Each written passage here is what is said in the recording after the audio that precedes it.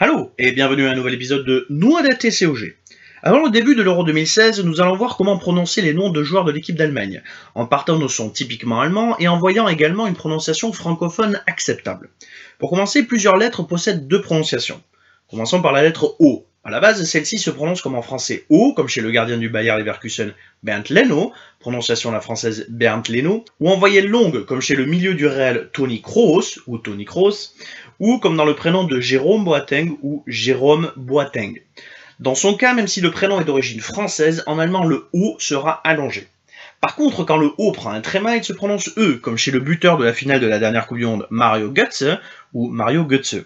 Le même phénomène arrive avec la lettre U. Sans tréma, elle se prononce OU comme dans les prénoms du joueur formé à Schalke Julian Draxler ou Julian Draxler et du prince de Cologne Lukas Podolski ou Lukas Podolski. Avec un tréma, il se prononce U, comme dans le nom du buteur bavarois Thomas Müller ou Thomas Müller, et chez le passeur de Wolfsburg André Schürrle ou André Schürrle. Une des prononciations difficiles est celle du H aspiré, comme chez les défenseurs Jonas Hector ou Jonas Hector ou Hector, Benedikt Hövedes ou Benedikt Hövedes ou Hövedes, et Mats Hummels, Mats Hummels ou Mats Hummels. Un autre point difficile est la prononciation du SCH et du CH.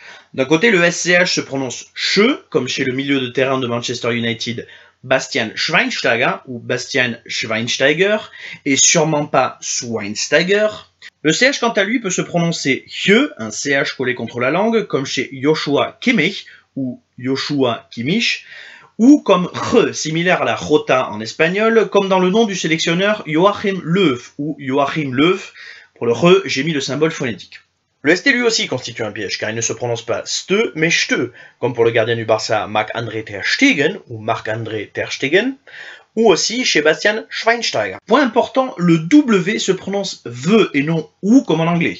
Exemple, le jeune prodige du Borussia Dortmund, Julian Weigl, ou Julian Weigl, ou encore une fois, Bastian Schweinsteiger. Il va falloir également se méfier du J, qui ne se prononce pas je, mais je, comme chez le remplaçant d'Antonio Rüdiger, Jonathan Tah, ou Jonathan Ta, et également chez Julian Draxler, Jonas Hector, Julian Weigl, et bien sûr, Joachim Löw.